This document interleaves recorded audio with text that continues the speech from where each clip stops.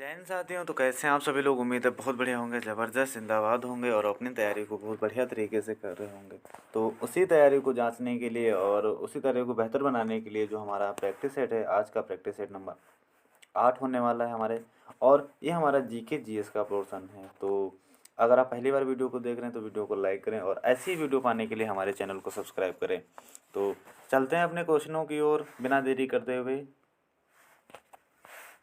तो यहाँ पर हमारा कुछ इस प्रकार से क्वेश्चन दिया गया है और ये क्वेश्चन हमारा जो है ना पिछले प्रैक्टिस सेट का जो अंतिम क्वेश्चन था ना वही यहाँ पर रिपीट हो गया। तो इसका भी बहुत ही बढ़िया तरीके से आंसर देंगे हम लोग कि निम्नलिखित में से कौन सी नदी जो जास्कर और लद्दाख पर्वतमालाओं के बीच में बहती है। तो इसका आंसर तो हमने कल ही कर लिया था। क्या हो जाएगा उत्तर इसका? सिंधु हो जाएगा। बिल्कुल सटीक आंसर जो कि ऑप्शन नंबर हमारा सी होता है। और सिंधु नदी हमारी कहाँ बहती है? यानी जम्मू कश्मीर वाले पार्ट में बहती है, यानी लद्दाख वाले। अब बात करते हैं अपने आज के प्रश्नों की और आज के प्रश्न हमारे यहाँ से स्टार्ट होते हैं। तो यहाँ पर पहला प्रश्न है हमारा, किस प्रकार की मिट्टी में पानी की अधिकतम मात्रा बनी रहती है? यानी वह कौन सी प्रकार की मिट्टी है जिसमें पानी की अधिकतम मात्रा बनी रहती है। अगर हम बात करें रेत की, तो क्या रेत में मिट्टी जो होती है ना उसमें पानी की मात्रा बनी रहती है? नहीं रहती है, क्योंकि सबसे सूखी मिट्टी तो हमारी वही होती है। अगर हम बात करें गाद मिट्टी की तो ये भी नहीं होती है हमारी। अगर चिकनी बुलाई मिट्टी तो ये भी नहीं होती है हमारी, क्योंकि बलुई जहाँ पर यानी जहाँ पर अगर बालू का नाम जुड़ गया ना, सोचो क्या बालू में हमारा पानी पाया जाता है? नहीं पाया जाता है। एकमात्र जो ऑप्शन हो जाता है इसका सही बिल्कुल सटीक आंसर कौन सी? चिकनी मिट्टी। हम लोग चिकनी मिट्टी से क्या खिलौने बनाते हैं ना, तो हमेशा गीली रहती है ना, वही बताया गया है कि पानी की अधिकता किसमें पाई जाए बनी रहती। तो एकमात्र है हमारी चिकनी मिट्टी। इस प्रकार से ऑप्शन हमारा हो जाता है बिल्कुल ए राइट अपने इस क्वेश्चन का। बढ़ते हैं अपने नेक्स्ट प्रश्न की ओर और हमारा नेक्स्ट प्रश्न है यहाँ पर कि इनमें से कौन भू संसाधनों के उत्पादक और उपभोक्ता हैं? कुछ इस प्रकार से हमारा प्रश्न है। तो इस प्रश्न का जो हमारा आंसर होने वाला है वो क्या होने वाला है कि ऐसा कौन सा है जो भू संसाधन और भू संसाधनों के उत्पादक और उपभोक्ता दोनों के रूप में प्रयोग होता है।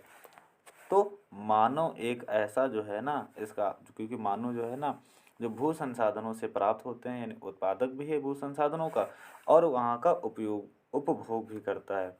तो मनुष्य हमारा इस ऑप्शन का, इस क्वेश्चन का बिल्कुल सटीक आंसर होगा। अगर बात करें हम पेड़ पौधों के सरीसृप की तो ये बिल्कुल गलत हो जाते हैं आंसर। अगले क्वेश्चन की ओर बढ़ते हैं अपने। तो अगला क्वेश्चन कुछ इस प्रकार से दिया गया है कि दिलवाड़ा और जरगा पर्वत चोटियाँ निम्नलिखित में से किस राज्य में स्थित हैं? तो दिलवाड़ा और जरगा पार्टी जो चोटियाँ हैं ना कहाँ स्थित हैं? तो ये हमें पता होना चाहिए कि हमारी राजस्थान में स्थित हैं। कहाँ स्थित है? राजस्थान में स्थित है।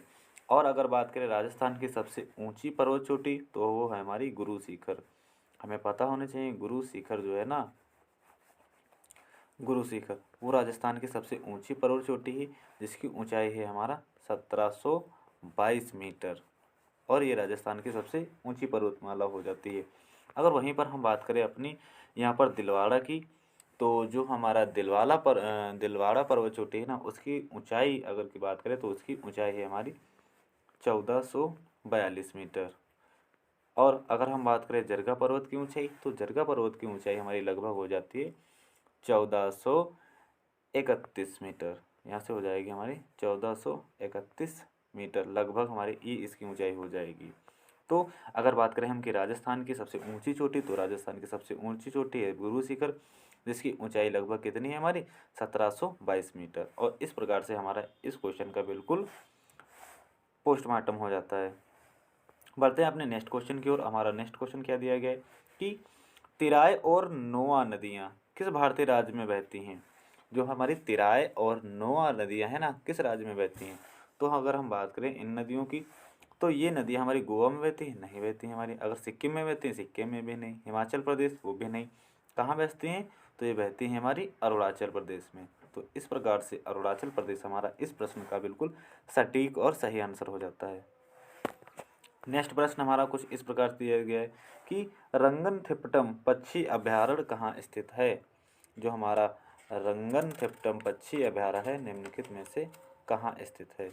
तो केरल दिया गया ऑप्शन, दूसरा तेलंगाना दिया गया है और कर्नाटक दिया गया सी ऑप्शन, और एक दिया गया हमारा आंध्र प्रदेश। तो यहाँ पर जो हमारा आंसर हो जाएगा ना, वो हो जाएगा हमारा यहाँ पर कर्नाटक जो हो जाएगा बिल्कुल सटीक आंसर हो जाएगा। तेलंगाना, आंध्र प्रदेश नहीं होगा, केरल ये भी नहीं होगा। तो कर्नाटक इस प्रश्न का बिल्कुल सटीक आंसर हो जाता है। बढ़ते हैं अपने नेक्स्ट प्रश्न की ओर, और नेक्स्ट प्रश्न हमारा दिया गया है कुछ इस प्रकार से। निम्नलिखित में से कौन सी पहाड़ियाँ आंध्र प्रदेश में स्थित हैं? तो आंध्र प्रदेश में कौन सी पहाड़ी स्थित हैं?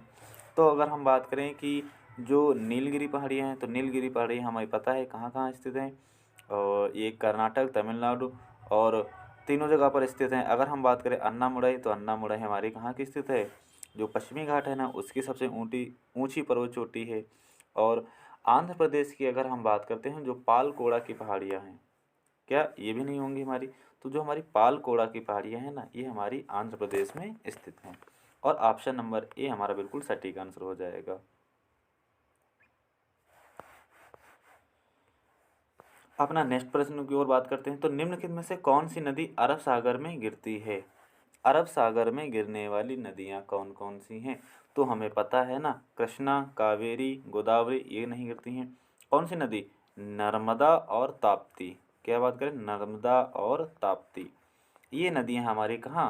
पूर्व की ओर बह, एक तो जो हमारी पश्चिम की ओर बहती हैं, क्योंकि अगर हम भारत के नक्शे की बात करें तो कुछ इस प्रकार से, तो ये हमारा जो है ना, ये हमारा पश्चिमी घाट और ये हमारा पूर्वी घाट है।